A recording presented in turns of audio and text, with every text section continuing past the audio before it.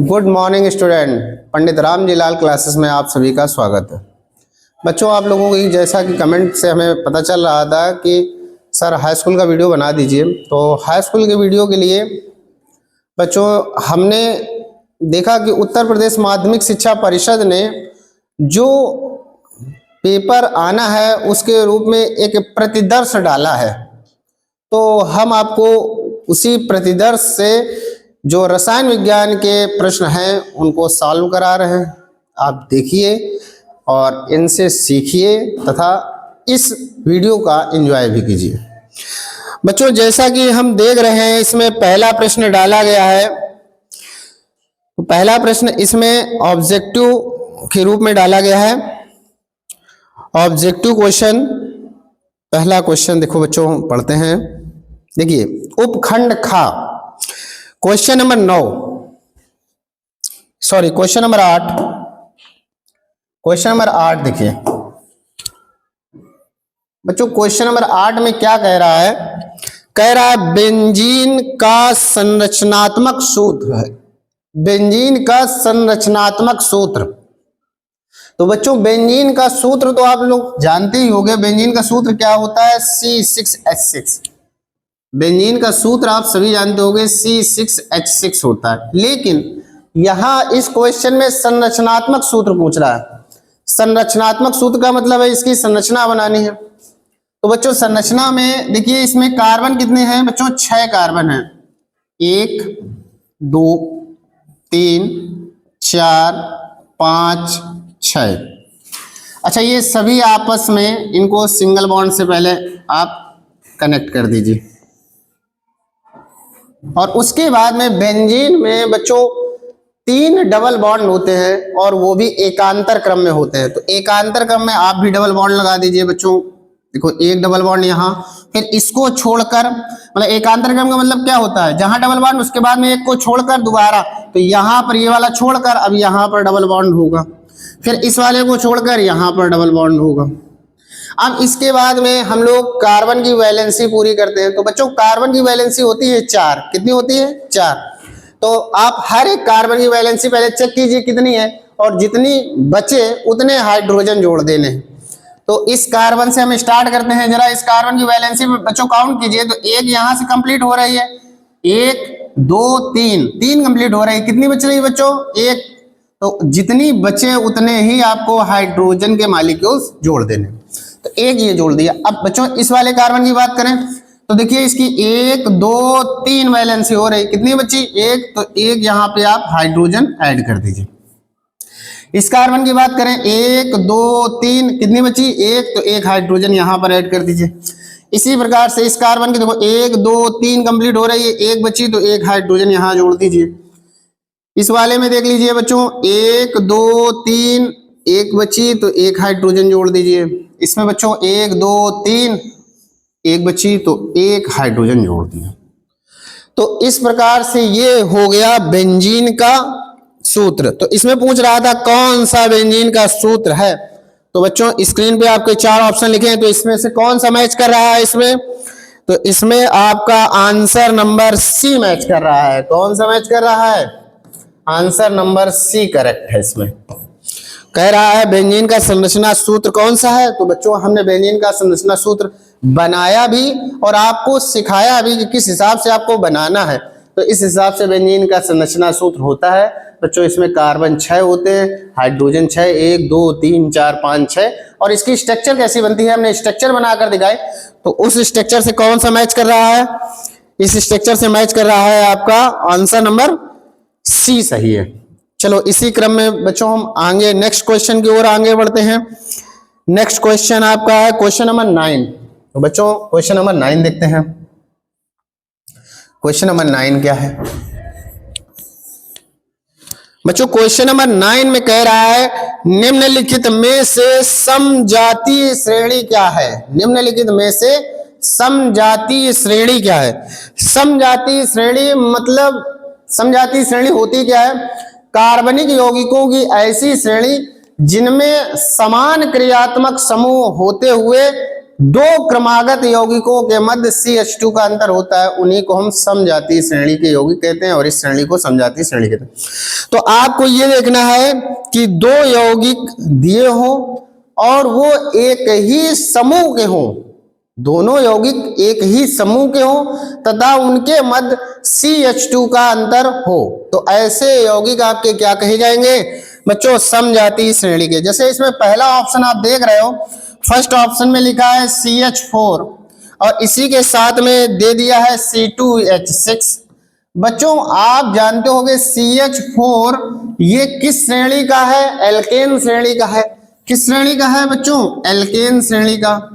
और C2H6 ये भी बच्चों एल्केन श्रेणी का है, तो दोनों एक ही श्रेणी के हैं। अब दोनों में अंतर देख लीजिए कितना है, तो बच्चों यहाँ पर 2 कार्बन है, इसमें 1 कार्बन है, तो कितने कार्बन का अंतर आया, इसमें आया 1 कार्बन का अंतर। यहाँ पर हाइड्रोजन 6 है, यहाँ पर हाइड्रोजन कितने हैं 4, तो इसमें अंतर कितने का आया 2। यानी देखिए सजातीय श्रेणी के ये दोनों है, क्योंकि इन दोनों की जो श्रेणी है, इन दोनों का जो समूह है वो भी समान है, एक ही श्रेणी के हैं दोनों, और इनके मध्य CH2 का अंतर भी आ रहा है। यानी हमारा ऑप्शन ये पहला ही सही हो जाएगा, बाकी ऑप्शन को हमें देखने की जरूरत ही नहीं है। अगर देखना चाहो तो देख लीजिए सेकंड ऑप्शन में क्या कह रहा है, एक दिया है बच्चों CH3OH और इसी के साथ में एक दे दिया है CH3COOH। बच्चों आप जानते होंगे OH किसका सूचक होता है, एल्कोहल समूह का, जबकि COOH किसका सूचक होता है, कार्बोक्सिलिक अम्ल का। तो ये एल्कोहल है, ये कार्बोक्सिलिक अम्ल है, समूह ही अलग अलग हो गया, तो क्या ये सजातीय श्रेणी के होंगे, जवाब है नहीं। तो इसी प्रकार इसमें पहला ही ऑप्शन सही हो गया। अब नेक्स्ट क्वेश्चन में हम आगे की तरफ बढ़ते हैं, नहीं और देख लेते हैं, क्योंकि इसमें जो ऑप्शन दिए हैं वो ऑप्शन में कह रहा है कि ये या ये, मतलब उसमें ऑप्शन के हिसाब से और भी देखने पड़ेंगे। बच्चों हमने थर्ड वाले की बात कर लें, 2 तो हमने देख लिया, इसमें थर्ड वाले को देख लेते हैं जरा। थर्ड नंबर में दिया है C2H6। बच्चों क्या दिया है, C2H6, और दूसरा क्या दिया है, दूसरा दिया है CH3OH। तो बच्चों ये किस श्रेणी का है, तो ये एल्केन का है, किसका है, एल्केन का। और ये बच्चों किस श्रेणी का है, तो ये एल्कोहल का है, किसका है, एल्कोहल का। तो बच्चों आप देख रहे हो कि ये दोनों अलग अलग श्रेणी के हैं, और जब दोनों अलग अलग श्रेणी के होंगे तो सजातीय श्रेणी के नहीं होंगे, ये भी नहीं होगा। अब बच्चों चौथे नंबर पे हम देख लेते हैं कि चौथा पार्ट क्या कह रहा है। चौथा पार्ट कह रहा है CH3OH, एक ये दिया है और एक दिया है बच्चों क्या, C2H5OH, ये दिया है। आओ चलो इसको देखते हैं। बच्चों देखो आप लोग देख रहे होंगे कि ये भी, इसमें भी OH लगा है, OH का मतलब ये भी किस श्रेणी का है, एल्कोहल का। किसका है बच्चों, एल्कोहल का। और इसमें भी OH लगा है, तो ये भी किसका है, एल्कोहल का। यानी दोनों समान श्रेणी के हैं। अब बस हमें ये देखना है इनमें अंतर। तो बच्चों घटाइए आप जरा, देखिए यहाँ पर 2 कार्बन है, यहाँ 1 कार्बन है, तो 1 कार्बन का अंतर आ गया। बच्चों हाइड्रोजन काउंट करो तो 3 और 1 4, इसमें अगर काउंट करें 5 और 1 6, तो हाइड्रोजन 6 है, यहाँ पर 4 है, अंतर कितने का आया, 2 का। ओ से एक ओ इसमें भी, एक ओ इसमें भी कैंसिल हो गया, तो कुल मिला के अंतर भी इन दोनों में कितना आया, CH2 का अंतर आया। और दोनों एक ही समूह के हैं, यानी ये भी आपका सजातीय श्रेणी का है। तो आप लोगों ने देखा कि आपका जो पहला नंबर था, फर्स्ट नंबर जो था, फर्स्ट नंबर भी आपका सजातीय श्रेणी का था, फोर्थ नंबर भी सजातीय श्रेणी का है। तो इसमें बच्चों आपका कौन सा ऑप्शन सही है, ऑप्शन नंबर बी सही है। बी नंबर में दे रहा है फर्स्ट एवं फोर्थ, यही आपका ऑप्शन सही है। देखिए कितना अच्छा क्वेश्चन था।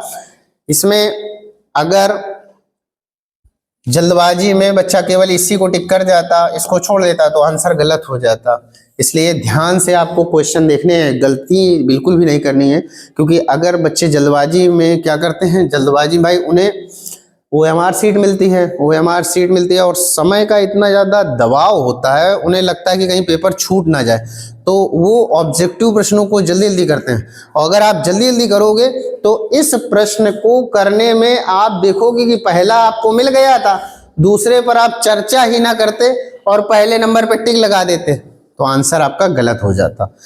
आता हुआ प्रश्न जब गलत होता है तो बच्चों बहुत दुख होता है, क्योंकि हमें अगर नहीं आता है, गलत हो गया तो हमें इतना दुख नहीं होगा, लेकिन हमें आता था परंतु थोड़ी सी लापरवाही में हमारा प्रश्न गलत हो गया, तो जब घर पे आते हैं वापस दोबारा से प्रश्न को देखते हैं तो हमें बहुत दुख होता है कि आया हुआ प्रश्न हमसे गलत हो गया। तो आपको ये गलती नहीं करनी है। आपको पहले प्रश्न को अच्छे से तरीके से, बहुत अच्छी तरीके से रीड करना है। आपको घबराना नहीं है, क्योंकि 3.25 घंटे का समय मिलेगा, बहुत समय है आपको पेपर करने के लिए, तो बिल्कुल भी घबराना नहीं है। प्रश्न को आपको 2 से 3 बार पढ़ लेना है कि प्रश्न क्या कह रहा है, और फिर उसके बाद में आप उस प्रश्न को सॉल्व करके उसका उत्तर दीजिए, क्योंकि हड़बड़ाहट में हम हमेशा आया हुआ प्रश्न गलत कर देते हैं, और तब बहुत दुख होता है जब हमसे आया हुआ प्रश्न गलत हो जाता है, तो हमें बच्चों बहुत दुख होता है। तो देखिए ये प्रश्न, इस प्रश्न में बच्चे देखो, एग्जामिनर जानता है कि हाई स्कूल स्टैंडर्ड के बच्चे हैं, इतना ज्यादा दिमाग खर्च नहीं करेंगे, उन्हें जैसे ही ऑप्शन मिलेगा वो टिक मारेंगे और आगे बढ़ जाएंगे और क्वेश्चन गलत हो जाएगा, 1 नंबर चला जाएगा। अब फिर घर पे आके पछताने से क्या होता है, आपका नंबर तो चला गया।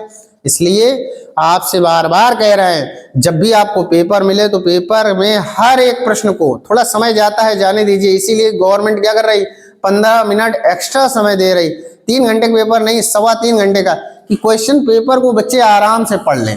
अब एक क्वेश्चन को, ये जो ऑब्जेक्टिव प्रश्न होते हैं बच्चे, ये एक बार अगर आपने गोला गलत भर दिया तो फिर इसमें चांस नहीं होता है कि दोबारा आप साफ करके दोबारा से आप कर दीजिए, क्योंकि जो रिटन वर्क होता है उसमें तो मान लो अगर गलत हो गया तो हमने क्रॉस करके आगे दोबारा से सही लिख दिया, परंतु ऑब्जेक्टिव वाली जो OMR सीट होती है उसमें एक बार अगर ऑप्शन हमारा गलत भर गया, उसके बाद में हमें आ भी गया कि यार ये नहीं, ये वाला गलत भर गया है, ये वाला सही है, तो आप नहीं कर सकते।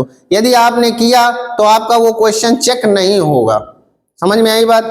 इसलिए ऑब्जेक्टिव वाले जो 20 क्वेश्चन आपको करने हैं, उन क्वेश्चन पर आपको विशेष तौर पर फोकस करना है कि जब हम पूर्ण रूप से आश्वस्त हो जाएं कि नहीं ये हमारा सही ऑप्शन है, तभी हमें उस गोले को काला करना है। गोले को काला करते समय बहुत सोच समझ के करना है।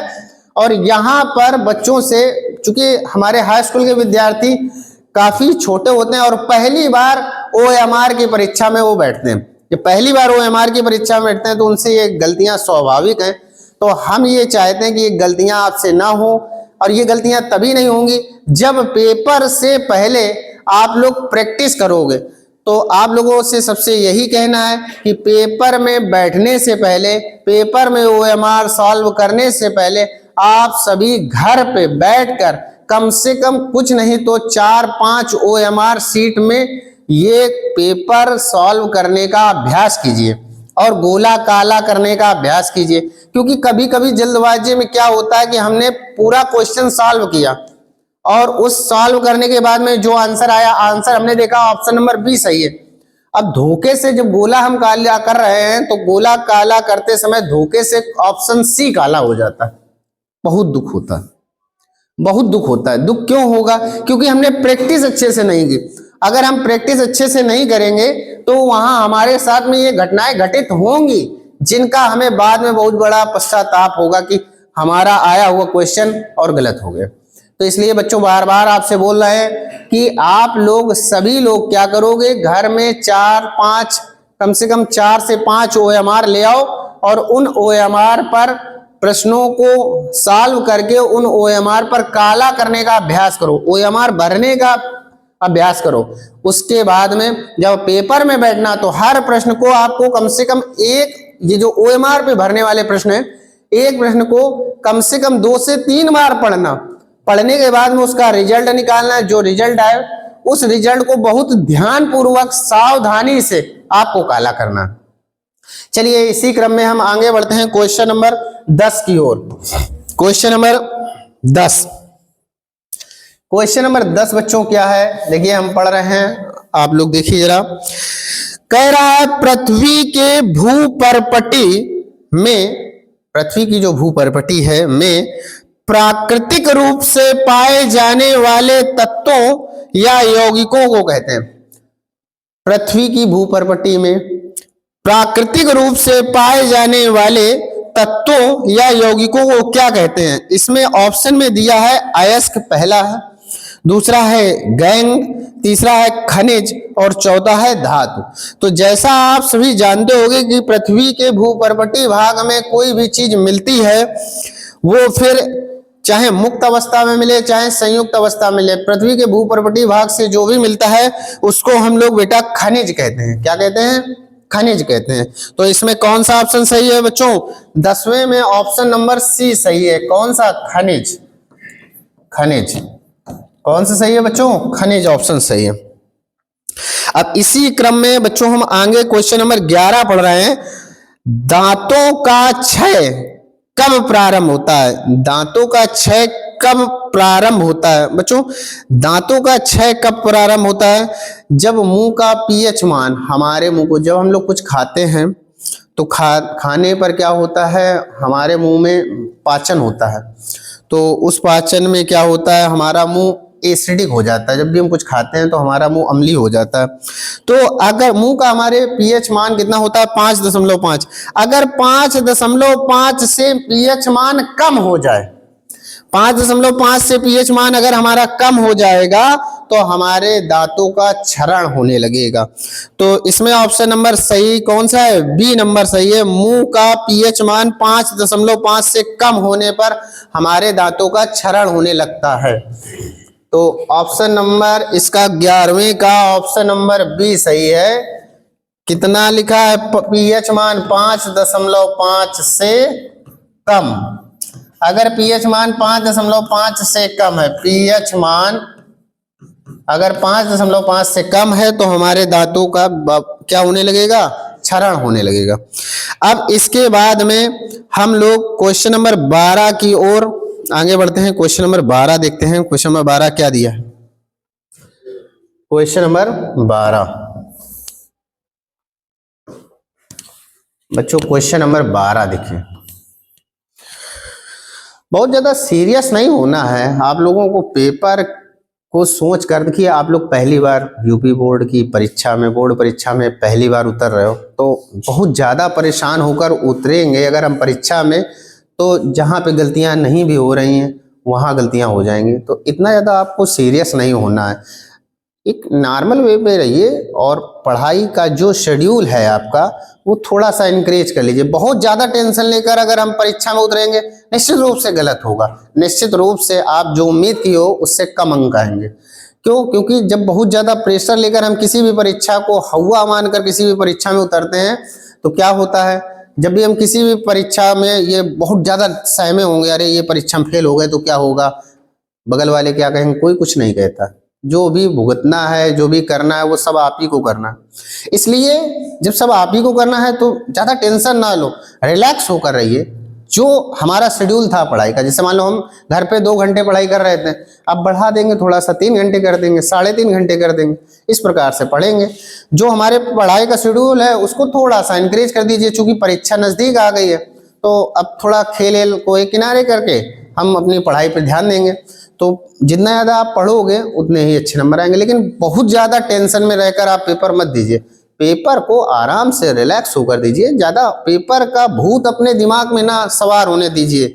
आप पेपर पर सवार रहिए। पेपर आप पर अगर सवार हो गया या पेपर का भूत आपके दिमाग में बैठ गया तो निश्चित रूप से आपका पेपर फिर अच्छा नहीं हो पाएगा। इसलिए ज़्यादा परेशान नहीं होना है बच्चों। अब क्वेश्चन नंबर 12 की ओर हम आगे बढ़ते हैं। क्वेश्चन नंबर 12 देखिए, बहुत अच्छा क्वेश्चन है। क्वेश्चन नंबर 12 बहुत ही अच्छा क्वेश्चन है। क्वेश्चन नंबर 12 में क्या कह रहा है, पहले हम कथन पढ़े दे रहे हैं। इसमें कथन में ये लिखा है, जिंक सल्फ्यूरिक अम्ल के साथ अभिक्रिया कर, जिंक सल्फ्यूरिक अम्ल के साथ अभिक्रिया कर जिंक सल्फेट तथा हाइड्रोजन गैस बनाता है। आओ चलो इसको रिएक्शंस के थ्रू लिखते हैं। जिंक यानी Zn किससे अभिक्रिया कर रहा है? सल्फ्यूरिक अम्ल यानी H2SO4 से, और कह रहा है इससे अभिक्रिया करके क्या बनाता है? जिंक सल्फेट बनाता है। बेटा क्या बना रहा है? ZnSO4 बना रहा है। और इसके साथ साथ क्या कर रहा है बच्चों? हाइड्रोजन गैस निकल रही है। यहां से क्या निकल रही है बच्चों? हाइड्रोजन गैस निकल रही। अब कह रहा है यह एक विस्थापन अभिक्रिया है। यह एक विस्थापन अभिक्रिया, ये कह रहा। इसके बाद में इसमें तर्क क्या दिया गया है, इसमें तर्क दिया गया है बच्चों, ये जो कथन है, उसने कहा जिंक की सल्फ्यूरिक अम्ल से क्रिया कराई, जिंक सल्फेट बना, हाइड्रोजन गैस निकली। अब इसमें तर्क क्या दिया जा रहा है, इसमें बच्चों तर्क क्या दिया जा रहा है, तर्क, इसमें तर्क दिया जा रहा है जिंक ऑक्सीजन के साथ अभिक्रिया कर जिंक ऑक्साइड बनाता है। देखो ये जो अभिक्रिया है इस पर एक तर्क दिया जा रहा है, मतलब ये जो अभिक्रिया हो रही है इस पर एक तर्क दिया जा रहा है। क्या तर्क दिया जा रहा है, इस तर्क को समझते हैं। ये कह रहा है जिंक जो है ऑक्सीजन के साथ अभिक्रिया करके जिंक ऑक्साइड बनाता है, ZnO बनाता है, ये कह रहा है। बात समझ में आई? देखो अभिक्रिया ये हो रही है, ध्यान से समझो, अभिक्रिया कौन सी हो रही है, जिंक सल्फ्यूरिक अम्ल से क्रिया करके जिंक सल्फेट बना रहा है, हाइड्रोजन गैस को निष्कासित कर रहा है, रिलीज कर रहा है। यानी यहां पर यदि आप देख रहे हो कि जिंक इससे अभिक्रिया करके जिंक सल्फेट बना रहा है और हाइड्रोजन गैस को क्या कर रहा है, निष्कासित कर रहा है। यानी यहां पर हम देख रहे हैं कि ऊपर वाली अभिक्रिया किसकी सूचना दे रही है, विस्थापन अभिक्रिया की, क्योंकि जिंक ने सल्फ्यूरिक अम्ल से अभिक्रिया करके ZnSO4 तो बनाया और H2 को यहां से क्या किया, विस्थापित किया। यानी ये एक विस्थापन अभिक्रिया है बच्चों। क्या है ये एक विस्थापन अभिक्रिया है। क्या है, विस्थापन अभिक्रिया। जबकि नीचे वाली जो अभिक्रिया है इसके परिप्रेक्ष्य में जो तर्क दिया जा रहा है उसमें आप क्या देख रहे हो, उसमें जिंक ऑक्सीजन से अभिक्रिया करके जिंक ऑक्साइड बना रहा है। यहां से हमें यह समझ में आ रहा है ये अभिक्रिया योगात्मक है। क्या समझ में आ रहा है, योगात्मक। तो आपको जो दिया गया है कथन उसको देखकर यह समझ में आ रहा है कि यह अभिक्रिया विस्थापन है, और इसके परिप्रेक्ष्य में जो आपको तर्क दिया जा रहा है वो किसका दिया जा रहा है, योगात्मक का। मतलब इस तर्क का इस अभिक्रिया से कोई लेना देना नहीं है। इससे हमने यही समझा। तो चलिए इसमें ऑप्शन दिया गया है दोनों अभिकथन फर्स्ट तथा तर्क सेकंड सही है। ये कह रहा है दोनों जो अभिकथन है, मतलब ये और ये सही है, ये कह रहा है। लेकिन और इसमें क्या कह रहा है, दोनों अभिकथन सही है, फर्स्ट तथा तर्क सही है, तथा तर्क सेकंड ये वाला तर्क जो कह रहा है, तर्क अभिकथन का सही स्पष्टीकरण है। क्या आप ये बताओ ये इसका सही स्पष्टीकरण है? आपको क्या लग रहा है भैया, कैसे ये इसका स्पष्टीकरण कर रहा है? ये विस्थापन को बता रहा है जबकि ये योगात्मक को बता रहा है, तो ये इसका ये सही रूप में स्पष्टीकरण नहीं कर पा रहा है। तो ये पहला ऑप्शन तो नहीं हो सकता। चलिए दूसरा समझते हैं। अभिकथन फर्स्ट तथा तर्क सेकंड दोनों सही है, हाँ चलो ठीक है, परंतु तर्क अभिकथन का स्पष्टीकरण सही नहीं है। मतलब परंतु जो तर्क है वो अभिकथन का स्पष्टीकरण नहीं है। ये बात सही है, दोनों ही सही हैं। ये भी सही है क्योंकि जिंक सल्फ्यूरिक अम्ल से क्रिया करके जिंक सल्फेट बनाता है और हाइड्रोजन गैस को निकालता है, और ये भी सही है कि जिंक ऑक्सीजन से अभिक्रिया करके जिंक ऑक्साइड बनाता है। ये दोनों चीजें सही हैं, परंतु ये वाली बात इस बात का सही तर्क नहीं है। मतलब ये जो है ये इसका सही स्पष्टीकरण नहीं कर रहा है। तो इसका सही ऑप्शन कौन सा है बच्चों? इसका सही ऑप्शन बी है। चलिए और तीसरा वाला भी देख लेते हैं। कह रहा है अभिकथन ए सही है परंतु बी गलत है। ऐसा तो ही नहीं, दोनों सही हैं। और चौथा कह रहा है अभिकथन फर्स्ट और तर्क दोनों गलत है। ऐसा हो ही नहीं सकता, दोनों सही है। यानी इसमें सही ऑप्शन कौन सा है बच्चों? इसमें ऑप्शन सही है आपका कौन सा? B number. बहुत अच्छा क्वेश्चन, बहुत ही अच्छा क्वेश्चन है ये क्वेश्चन। आपके दिमाग की तर्क शक्ति, आपके दिमाग की तर्क शक्ति को बढ़ाने के लिए क्वेश्चन डाला गया है। बहुत अच्छा क्वेश्चन है। इस टाइप के क्वेश्चन का अभ्यास जरूर करना, जरूर से जरूर करना। ये क्वेश्चन आपको ऐसा मिलेगा। इसलिए इस टाइप के क्वेश्चन जो भी मिले उनको आपको पढ़ना है। एनसीईआरटी की बुक में इस टाइप के क्वेश्चन मिलेंगे और उनको आप सॉल्व करने का प्रयास कीजिए। सीधे तरीके के जो प्रश्न थे अब वो प्रश्न नहीं पूछे जाएंगे, प्रश्न इस टाइप के पूछे जाएंगे, क्योंकि ये माध्यमिक उत्तर प्रदेश माध्यमिक शिक्षा परिषद ने पारित किया है। मतलब जो आपकी परीक्षा होने जा रही है, जो पेपर बनाएगा, उसी ने ये जारी किया है कि बच्चे जो है वो इस ढंग से पढ़ाई करें, क्योंकि पेपर ऐसा ही आने वाला है। समझ में आई बात? इसलिए ऐसे क्वेश्चन की आप लोग तैयारी कीजिए, इस टाइप के क्वेश्चन का अभ्यास कीजिए। अभी भी समय है, अभी आपके पास में लगभग कुछ नहीं तो गिरी हालत में 1 महीने का समय है। इस 1 महीने में आपको इसी टाइप के प्रश्न जितने भी मिल जाए, एनसीईआरटी की बुक उठाओगे, उस एनसीईआरटी की बुक में ऐसे हजारों क्वेश्चन मिलेंगे। तो इस टाइप के प्रश्नों का आप अध्ययन कीजिए, प्रैक्टिस कीजिए, ताकि हमें जो पेपर में इस टाइप के प्रश्न मिले हमसे गलत ना हो पाए। चलिए इसी क्रम में क्वेश्चन नंबर 13 को आगे पढ़ते हैं हम लोग कि क्वेश्चन नंबर 13 क्या है। बच्चों इस टाइप के प्रश्न जरूर देख लेना, क्योंकि आप लोग जो लगा रहे हो, जो आप लोग पेपर सॉल्व कर रहे हो, घरों में अनसॉल्व जो सॉल्व कर रहे हो, भाई बच्चे क्या कर रहे हैं, 10th लेवल के अनसॉल्व सॉल्व कर रहे हैं। अनसॉल्व में पिछले साल के पेपर हैं वो मिलते हैं, तो पिछले साल के पेपरों में इस टाइप के क्वेश्चन नहीं दिए हुए हैं, तो बच्चे इस टाइप के क्वेश्चन से अनजान है, और जब अनजान है तो फिर वो पेपर में जब आएगा तो ये क्वेश्चन वो नहीं कर पाएंगे। तो हमारे इस वीडियो से निश्चित रूप से आपको इस टाइप के क्वेश्चन को सॉल्व करने में कुछ मदद मिलेगी। इसके अलावा आप लोग एनसीईआरटी की बुक उठाइए, उसमें इस टाइप के क्वेश्चन मिलेंगे, तर्क और अभिकथन से संबंधित उन प्रश्नों को आप पढ़िए, अच्छे से समझिए, ताकि बोर्ड एग्जाम में आपसे ये प्रश्न गलत ना हो पाए। चलिए क्वेश्चन नंबर 13 की ओर आगे बढ़ते हैं। क्वेश्चन नंबर 13 क्या है, लिखा है निम्नलिखित रासायनिक समीकरण को पूरा कीजिए। ये तो बच्चों आपसे हो जाएगा, क्योंकि सिंपल सा क्वेश्चन है। क्वेश्चन क्या दिया है, NaOH, बच्चों ध्यान से समझना, NaOH प्लस के बाद में फिर आगे क्या लिखा है, ऐसे स्पेस छूटा है, फिर लिखा है CH3COOH, तीर का निशान लगा है, फिर लिखा है CH3COONA प्लस CH2O। इसमें पूछ क्या रहा, निम्नलिखित समीकरण को पूरा कीजिए। ओहो गलत छप गया है यहाँ पे। यहाँ पे क्या होना चाहिए, यहाँ पर ये नहीं होना चाहिए, ऐसा होना चाहिए, प्रश्न गलत छप गया है बच्चों। इस प्रश्न में यहाँ पर डॉट डॉट डॉट होना चाहिए। ओह क्या होना चाहिए, NaOH plus dot dot dot dot dot dot, फिर तीर का निशान होना चाहिए और लिखा होना चाहिए CH3COONA प्लस CH2। और आपसे कहता कि इस कथन को पूरा कीजिए, मतलब निम्न समीकरण को पूरा कीजिए। तो अब बताइए यहाँ पर क्या आएगा, तो सब जानते हैं कि यहाँ पर क्या होगा, एसिटिक एसिड होगा, CH3COOH होगा, तभी ये इससे रिएक्शन करके ये बनाएगा प्लस ये बनाएगा। तो इसमें बच्चों ऑप्शन नंबर 20 सही है। कौन सा सही है, ऑप्शन नंबर 20 सही है। तो बच्चों ये आपके थे बहुविकल्पी वाले प्रश्न जो आपको करने हैं। क्वेश्चन नंबर 8 से मैंने करवाए हैं, क्वेश्चन नंबर कहाँ तक, 13 तक। ये बहुविकल्पी प्रश्न थे जो आपको OMR में करने हैं।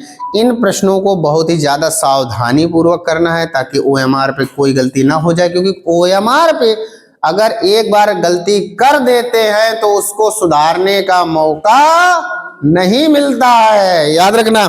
यदि OMR पर हमसे एक बार गलती हो गई तो उसको सुधारने का मौका नहीं है। जबकि जो कॉपी में लिखेंगे हम, उसमें अगर हमसे गलती हो गई तो उसको काट कर हम दोबारा से सही कर सकते हैं, परंतु OMR पर की हुई गलती को सुधारने का मौका दोबारा नहीं मिलता है। इसलिए OMR पे जो क्वेश्चन करने हैं उनको आप अच्छे से सॉल्व कर लेना, कहीं रफ पेपर में, रफ कॉपी में, या एक कॉपी में एक पेज बना लेना रफ वाला, उसमें सॉल्व करके जब बिल्कुल एकदम अस्वस्थ हो जाओगे, नहीं इसका यही ऑप्शन सही है, जब ये जान जाओगे इसका यही सही है, तो बड़ा ध्यान से क्वेश्चन नंबर देखना है। फिर क्वेश्चन नंबर का कौन सा बी पार्ट, तो बी पार्ट को पहले 2 बार मिला लो कि नहीं, क्वेश्चन नंबर फला, जैसे क्वेश्चन नंबर 7 है, क्वेश्चन नंबर 7 का बी पार्ट, तो क्वेश्चन नंबर 7 का बी पार्ट, तब उसको काला करिए, क्योंकि यहाँ पर अगर एक बार गलती कर दी तो उसको सुधारने का मौका नहीं है। बहुत ध्यान से बच्चों, बहुत ध्यान से काम करना है। चलिए इसके बाद में हम लोग इसी के वर्णनात्मक प्रश्न देखते हैं। वर्णनात्मक प्रश्न में क्या दिया हुआ है, खंड खा के वर्णनात्मक प्रश्न।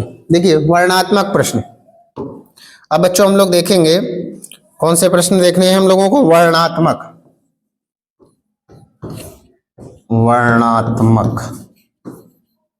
अब बच्चों हमें देखने हैं वर्णात्मक प्रश्न।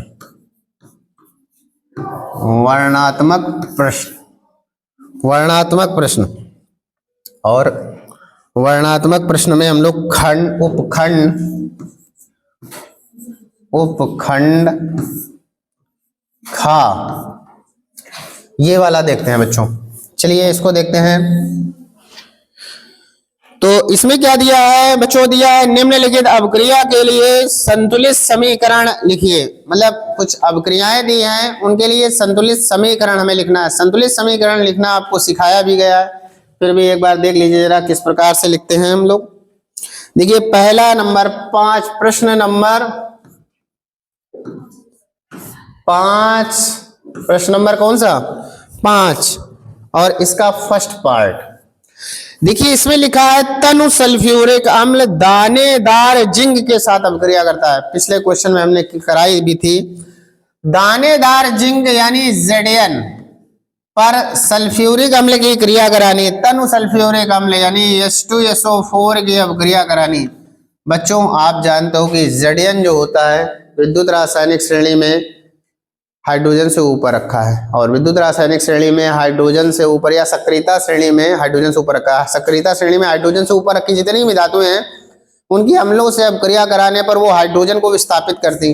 तो अगर हम जानते हैं जिंक सक्रियता श्रेणी में हाइड्रोजन से ऊपर रखा गया है, तो ये क्या करेगा, इसको जब हम सल्फ्यूरिक अम्ल में डालेंगे तो सल्फ्यूरिक अम्ल से अभिक्रिया कर लेगा और क्या करेगा, हाइड्रोजन गैस को निष्कासित करेगा। यानी यहां से बनेगा ZnSO4 प्लस H2। तो पहला समीकरण आपका हो गया। संतुलित समीकरण लिखना है। संतुलित है बच्चों, संतुलित एक बार मिला लीजिए, क्या जो समीकरण हमने लिखा है वो संतुलित है। चलिए मिला लेते हैं बच्चों। यहाँ पर जिंक का आपको एक एटम दिखाई दे रहा है, यहाँ भी जिंक का कितना एटम है, एक।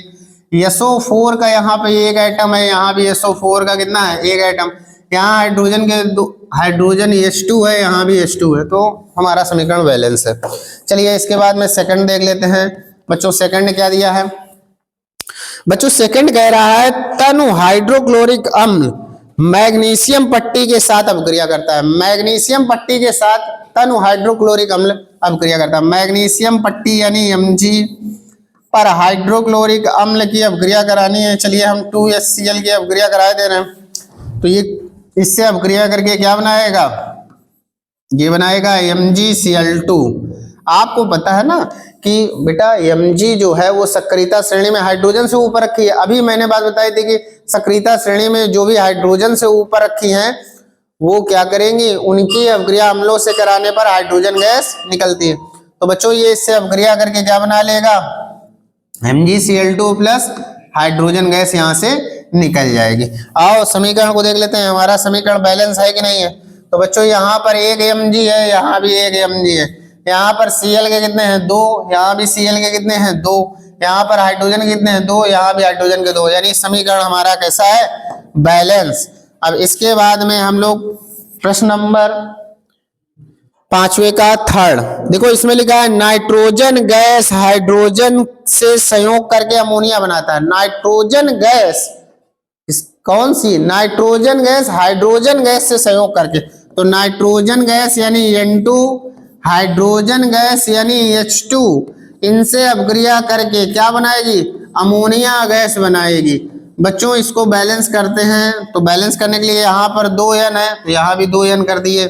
हाइड्रोजन यहाँ पे कितने हो गए, 3 दूनी 6, यहाँ पर 2 है तो यहाँ भी 3 का मल्टीप्लाई कर दीजिए। ये हो गया हमारा तीसरा बैलेंस इक्वेशन। चौथा है हाइड्रोजन सल्फाइड गैस का वायु में दहन कराने पर हाइड्रोजन, चलिए आगे देख लीजिए इसमें चौथा नंबर क्या कह रहा है बच्चों। चौथा नंबर क्या कह रहा है, चौथे नंबर में कह रहा है hydrogen sulphide gas, hydrogen sulphide gas यानी H2S, हाइड्रोजन सल्फाइड गैस का वायु में दहन करने पर, वायु में मतलब ऑक्सीजन के साथ दहन करने पर, क्या कह रहा है, वायु में दहन करने पर सल्फर डाइऑक्साइड तथा जल बनता है। सल्फर डाइऑक्साइड SO2 और जल बनता है। चलिए इस समीकरण को बैलेंस करते हैं बच्चों। तो यहाँ पर H का एक है, यहाँ भी H का एक है, H के यहाँ दो, यहाँ भी H के दो, लेकिन ऑक्सीजन बैलेंस नहीं हो पा रहा। ऑक्सीजन बैलेंस नहीं हो पा रहा है तो क्या करें? अगर यहाँ 3H2S कर दें, कितना कर दें? 3H2S, और यहाँ कर दें 3SO2। अब देखिए क्या बैलेंस हो रहा है, 3S और 3 दूनी 6H, यहाँ पे 3H2O कर दें। अब बच्चों ऑक्सीजन कितने चाहिए? 3 दूनी 6, 3 9, नहीं हो पाएगा यार। यहाँ पे क्या करें? 2 करें। कितना करें? यहाँ पे 2 कर दें। यहाँ भी कितना कर लें? यहाँ भी 2 कर लें। कितना कर लें? 2।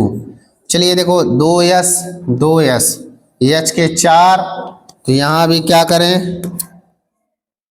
यहाँ भी क्या करें? 2H2O करें। अब मिलाओ जरा। अब कितने ऑक्सीजन? देखो 2 इधर मिला लो, एक एक चीज पहले मिला लो बच्चों। देखो S के कितने हैं यहाँ पर? 2, यहाँ पर S के 2, H के यहाँ पर 2 दूनी 4, यहाँ पर H के 4। ऑक्सीजन बच्चों अब इधर वाले से मिला लो, 2 दूनी 4 और 4 और 2 6, और यहाँ पर ऑक्सीजन यहाँ पे 3 से कर देते हैं। ये हमारा बैलेंस हो गया। ठीक है बच्चों, समझ में आया? तो इसको एक पेज में करे दे रहे हैं ताकि आप लोग स्क्रीनशॉट इसका ले लीजिए, फिर इसके बाद में आगे हम आपको बताएं।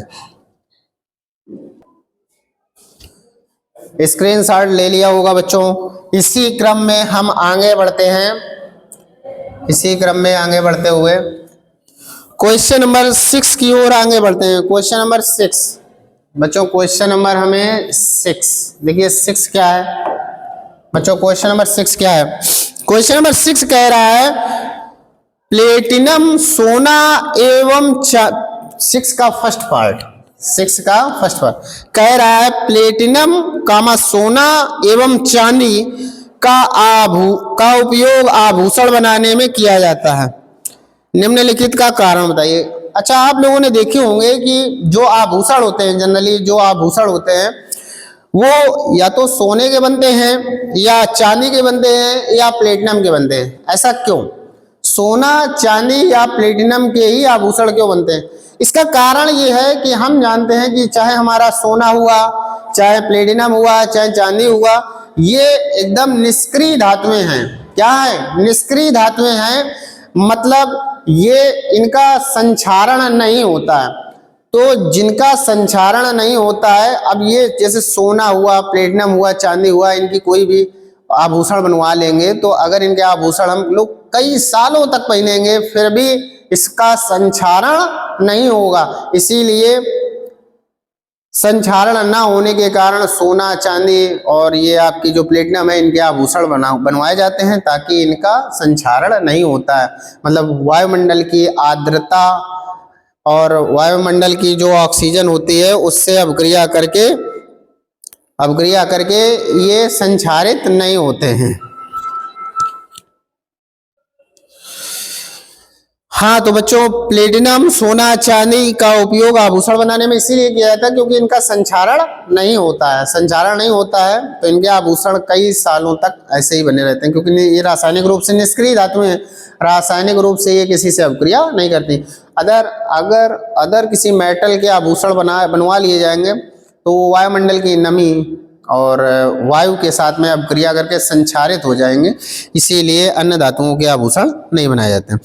अब इसके बाद में इसी में सेकंड पार्ट में जोड़ दिया है, छठवें का सेकंड पार्ट में जोड़ दिया है निष्कर्षण प्रक्रम में कार्बोनेट एवं सल्फाइड अयस्कों को ऑक्साइड अयस्कों में परिवर्तित किया जाता। बच्चों निष्कर्षण प्रक्रम में कार्बोनेट जैसे मान लो हमने ZnCO3 ले लिया, जिंक कार्बोनेट, तो निष्कर्षण प्रक्रम में जब इनका हम निस्तापन कराते हैं तो निस्तापन कराने पर क्या होता है कि इनको हम लोग परावर्तनीय भट्टी में डालकर वायु की अनुपस्थिति में इनके गलनांक से निम्न ताप पर गर्म करते हैं। तो गर्म करने पर क्या होगा कि ये जो कार्बोनेट अयस्क होगा ये ऑक्साइड में परिवर्तित हो जाएगा, किसमें, ZnO में परिवर्तित हो जाएगा और यहां से कार्बन डाइऑक्साइड गैस निकल जाएगी। ये तो हो गया कार्बोनेट का। आप सल्फाइड की अगर बात कर लें, जैसे मान लो हमारे पास में जिंक सल्फाइड है, तो जिंक सल्फाइड क्या करेगा बच्चों, ये जिंक सल्फाइड, इसका हम लोग क्या कराएंगे, भर्जन कराएंगे। तो जब इसका भर्जन कराते हैं तो ये ऑक्सीजन से अभिकृत होकर क्या बनाता है बच्चों, ये बनाता है ZnO zinc oxide plus 2SO2।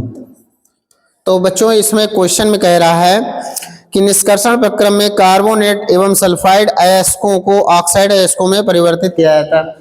तो निष्कर्षण प्रक्रम में क्या होता है कि सर्वप्रथम जो भी हमें खानों से प्राप्त अयस्क होते हैं उनका हम लोग सांद्रण करते हैं, सांद्रण के बाद में फिर उनका भर्जन या निस्तापन करते हैं। तो यदि मान लीजिए हमें जो जमीन के नीचे से मिला हुआ अयस्क है, यदि वो है कार्बोनेट है, कैसा है बच्चों, कार्बोनेट, यदि मान लीजिए जो अयस्क है हमारा वो कार्बोनेट है, तो उसका निस्तापन करते हैं, निस्तापन करके उसको ऑक्साइड में कन्वर्ट कराते हैं।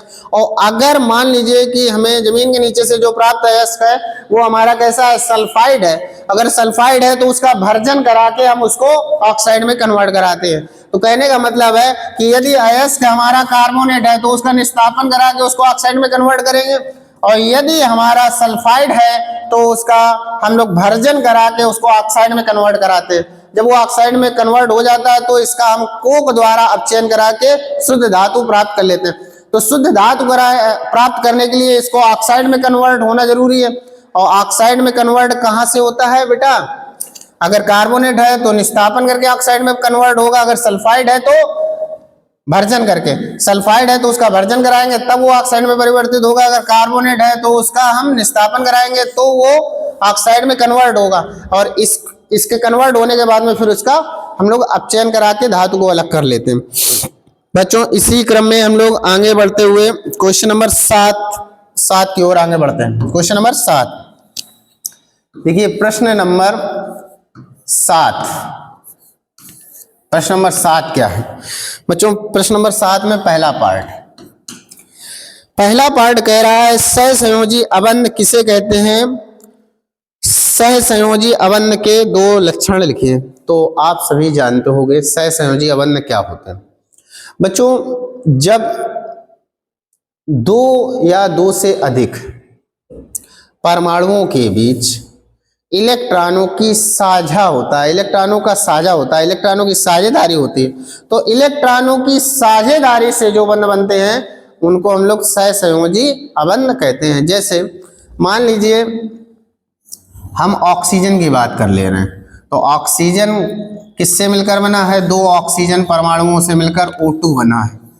अब बच्चों क्या होता है, इसका अगर बात की जाए, इसका परमाणु क्रमांक 8 होता है, इसका भी परमाणु क्रमांक 8 होता है। तो ऑक्सीजन परमाणु का परमाणु क्रमांक 8, इसको हम अगर कक्ष वितरण करते हैं तो 2, 6, तो ऑक्सीजन ये बनाया, ऑक्सीजन के अंतिम कक्षा में क्या इलेक्ट्रॉन है, 6 इलेक्ट्रॉन। तो आप 6 इलेक्ट्रॉन बना दीजिए, 1 2 3 4 5 6। एक और ऑक्सीजन बना लीजिए, और इसकी अंतिम कक्षा में क्या इलेक्ट्रॉन है, इसकी भी अंतिम कक्षा में बच्चों 6 इलेक्ट्रॉन है। तो 6 इलेक्ट्रॉन 1 2 3 4 5 6 इलेक्ट्रॉन बना लिए।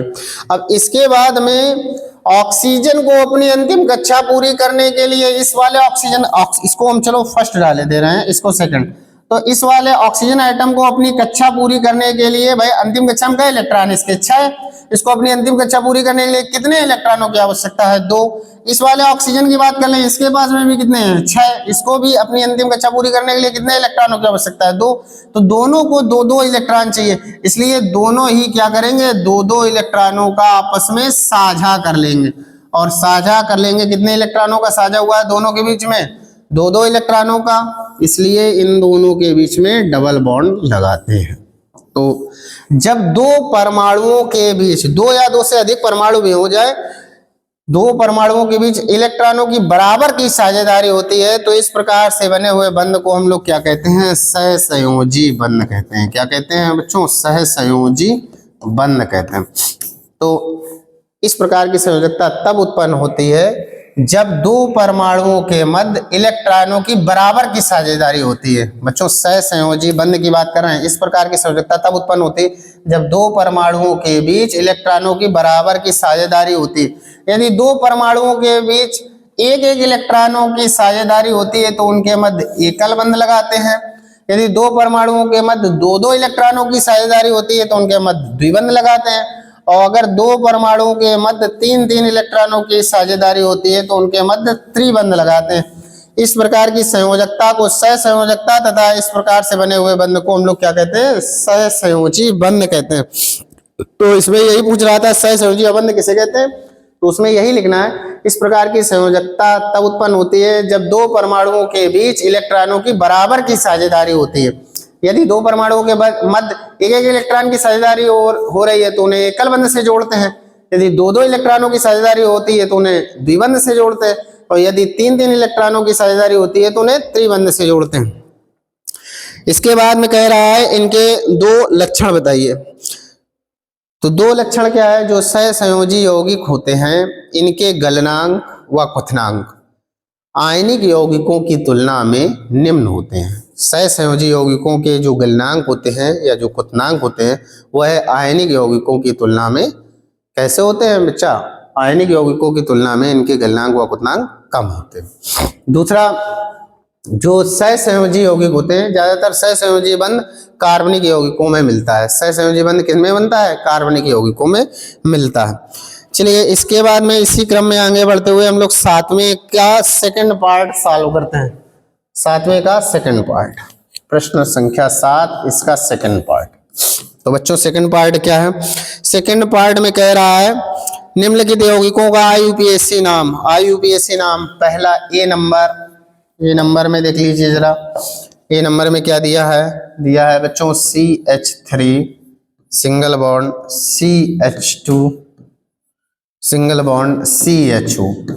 इसका हमें आईयूपीएसी नाम बताना है। बच्चों आईयूपीएसी नाम के लिए आपको देखना है कि इसमें नंबर ऑफ, पहले तो ये किस समूह का आपको दिखाई दे रहा है। तो यहाँ से आपने समूह निर्धारित किया, ये कौन से समूह का है बच्चों?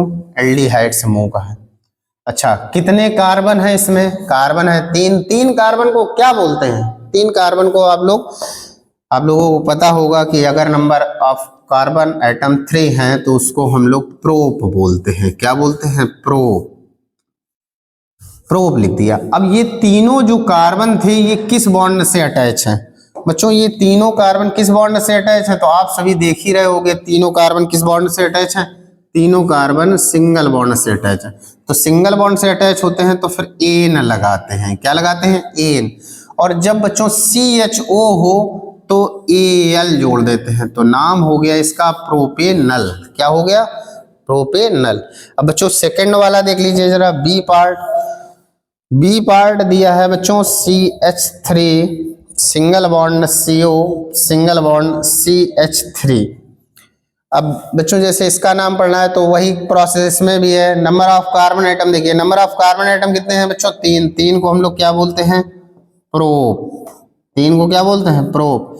और आपको दिखाई दे रहा है कि तीनों कार्बन किससे जुड़े हुए हैं? सिंगल बॉन्ड से, तो एन लगा देंगे। अब बच्चों इसमें क्रियात्मक समूह के रूप में क्या दिखाई दे रहा है? कीटोन। तो जब भी क्रियात्मक समूह के रूप में कीटोन होता है तो हम लोग क्या जोड़ देते हैं? ओन। तो इसमें जोड़ दीजिए ओन, तो नाम हो गया प्रोपेनोन। या बहुत ही अच्छा अगर नाम लिखना चाहते हो तो आप प्रोपेन पहले लिख दो, प्रोपेन लिख दिया। अब ये जो CO है ये कौन नंबर पे है? तो आप नंबर दे दीजिए यहाँ से, फर्स्ट, ये सेकंड और ये थर्ड। तो ये कौन से नंबर पर है? दूसरे नंबर पे। तो आप लिख सकते हो 2 ऑन, ऐसे भी लिख सकते हो। तो इस प्रकार से आप लोग इनका आईयूपीएसी नाम लिख सकते हो। बच्चों इसी क्रम में इसमें 7वें में थर्ड पार्ट दे दिया है। चलिए थर्ड पार्ट को देख लेते हैं। 7वें का थर्ड पार्ट, चलिए 7वें का थर्ड पार्ट देखते हैं। 7वें का थर्ड पार्ट लिखा है कठोर जल को साबुन से उपचारित करने पर, कठोर जल को साबुन से उपचारित करने पर झाग के निर्माण को समझाइए। ये कह रहा कठोर जल को साबुन से उपचारित करने पर, मान लो कठोर जल है उसको साबुन से उपचारित कर दिया, तो उपचारित करने पर झाग के निर्माण को समझाइए। देखो बच्चों आप लोग जानते होंगे कि कठोर जल में कैल्शियम और मैग्नीशियम के लवण घुले होते हैं। जो कठोर जल होता है हमारे पास में, जो कठोर जल होता है, कठोर जल, इसमें बच्चों कैल्शियम और मैग्नीशियम के लवण घुले होते हैं, कैल्शियम और मैग्नीशियम के लवण घुले होते हैं। अब जब इसको हमने साबुन से उपचारित कर दिया, जब इसको हमने साबुन से उपचारित कर दिया तो जो लवण होंगे वो कैल्शियम आयन और मैग्नीशियम आयन के रूप में आपको उपचारित जल में होंगे। और इसमें क्या है, साबुन से उपचारित किया है, कठोर जल को आपने साबुन से उपचारित किया है, इसका मतलब उपचारित हो गया है और इसमें साबुन भी उपस्थित है। तो क्या होगा, अब साबुन से ये आयन मिलकर झाग बनाते हैं, उसी झाग को आपको दर्शाना है। तो कठोर जल में क्या होता है, कठोर जल में जब कठोर जल को साबुन से उपचारित कर देते हैं, जब कठोर जल को साबुन से उपचारित कर देते हैं तो उसमें कैल्शियम आयन तथा मैग्नीशियम आयन उपस्थित होते हैं। कठोर जल को साबुन से उपचारित करने के पश्चात उसमें कैल्शियम आयन और मैग्नीशियम आयन उपस्थित होते हैं। ये क्या करते हैं, ये साबुन से अपक्रिया करके झाग उत्पन्न करते हैं। चलिए साबुन का सूत्र तो आप लोग जानते ही होंगे, क्या होता है, C17H35 COONA। अब इसमें क्या होगा, कैल्शियम इससे रिएक्शन करेगा। तो बच्चों ये 2 ले लिए हमने, 2 मॉलिक्यूल्स कैल्शियम आयन, तो ये यहां से बनाएगा C17H35 COO का होल ट्वाइस Ca, और यहां से 2 Na प्लस रिलीज हो जाए। तो ये बच्चों झाग बना, ये झाग बना कैल्शियम स्टीयरेट का, कैल्शियम स्टीयरेट के रूप में ये झाग बन रहा है। कैल्शियम इससे साबुन से रिएक्शन करके कैल्शियम स्टीयरेट का झाग बनाता है। और इसी प्रकार से मैग्नीशियम की अगर बात करें, मैग्नीशियम, चलिए मैग्नीशियम वाला देख लीजिए। तो पहले साबुन का सूत्र लिख लीजिए, 2C17H35 COONA, इसको उपचारित कहाँ से करना है, मैग्नीशियम आयन से। तो चलिए Mg++, ये इसको उपचारित करके क्या बना देंगे, C17H35 COO का होल ट्वाइस Mg +2 Na+, यहां पर ये झाग बन रहा है। ये झाग किसका है, मैग्नीशियम स्टीयरेट का झाग बन रहा है। तो आप लोगों ने देखा कि प्रश्न पूछ रहा था कठोर जल को साबुन से उपचारित करने पर झाग निर्माण को समझाइए। तो हमने कठोर जल को साबुन से उपचारित किया, साबुन से उपचारित करने के बाद में उसमें कैल्शियम आयन द्वारा कौन सा झाग बन रहा है, कैल्शियम स्टीयरेट का झाग बन रहा है, और मैग्नीशियम आयन द्वारा मैग्नीशियम स्टीयरेट का झाग बन रहा है। तो आशा करते हैं कि ये आपको समझ में आया होगा। अब इसी क्रम में 7वें में अथवा लगा दिया गया है। यदि ये वाले तीनों प्रश्न ना आ रहे हो तो आप अथवा वाले प्रश्न भी कर सकते हो। तो चलिए उन पर भी थोड़ा हम लोग देख लेते हैं कि वो है क्या प्रश्न। चलिए उन पर भी चर्चा करे ले रहे हैं। तो 7वें का प्रश्न संख्या कौन सा, प्रश्न संख्या 7 का अथवा। बच्चों अथवा वाले पर भी हम लोग थोड़ा सा, अथवा वाले पर भी हम लोग प्रकाश डालेंगे। पहला प्रश्न लिखा है विकृत गंधिता। तो जैसा कि आप लोगों ने फर्स्ट चैप्टर पढ़ा होगा, फर्स्ट चैप्टर में ही विकृत गंधिता के रूप में आपको बताया गया होगा कि खाद्य तैलीय पदार्थ, वायुमंडल, जो खाद्य तैलीय पदार्थ होते हैं, जो खाद्य पदार्थ होते हैं, खाद्य तैलीय पदार्थ जो होते हैं, ये वायुमंडल की ऑक्सीजन द्वारा ऑक्सीकृत हो जाते हैं। खाद्य तैलीय पदार्थ वायुमंडल की ऑक्सीजन द्वारा ऑक्सीकृत हो जाते हैं, जिससे उनकी गंध और उनका जो स्वाद होता है दोनों परिवर्तित हो जाता है, जिसे हम लोग क्या कहते हैं, विकृत गंधिता कहते हैं। जैसे आप लोग गर्मी के दिनों में अपने घर से लंच लाते हो, अब अगर उसको समय से ना खा पाओ और घर पे जाकर लंच बॉक्स को जब खोलते हो तो वही जो सब्जी मम्मी ने घर पे बनाई थी, जब सुबह खाई थी तो बहुत सुंदर थी, और जब हमने बाद में लंच में नहीं खा पाया और बाद में जब हम लंच का टिफिन अपना खोल रहे हैं तो हम देख रहे हैं कि उसमें जो सब्जी है वो बुरी तरीके से महकने लगती है, इसी को हम लोग विकृत गंधिता कहते हैं। तो क्या होता है, जो खाद्य तैलीय पदार्थ होते हैं ये वायुमंडल की ऑक्सीजन द्वारा ऑक्सीकृत हो जाते हैं, जिससे उनका स्वाद और उनका जो गंध होती है दोनों ही परिवर्तित हो जाती है, इसी को हम लोग विकृत गंधिता कहते हैं। सेकंड पॉइंट देख लीजिए, पहला तो विकृत गंधिता हो गया, विकृत गंधिता ये हमने आपको बता दिया, विकृत गंधिता ये हमने आपको बता दिया। अब इसके बाद में सेकंड पॉइंट है रेडॉक्स, रेडॉक्स अवक्रियाएं। बच्चों अगर हम बात करें रेडॉक्स, ये शब्द कहां से आया, पहले तो आप ये समझो कि ये शब्द कहां से आया, अपने आप डेफिनेशन मिल जाएगी। रेड ऑक्स, ये जो शब्द बना है ये रेड और प्लस ऑक्स से मिलकर बना है क्या, रेड ऑक्स। क्या बना है, रेड ऑक्स, ये बना। तो रेड कहां से आया है, रेड आया है बच्चों रिडक्शन से, कहां से आया है, रिडक्शन से। और ऑक्स कहां से आया है, ऑक्सीडेशन से, ऑक्सीडेशन से। तो रिडक्शन को हम लोग हिंदी में कहते हैं, इसको हम लोग कहते हैं अपचयन। क्या कहते हैं बच्चों, अपचयन। इसको हम लोग क्या कहते हैं बच्चों, ऑक्सीकरण। क्या कहते हैं, ऑक्सीकरण।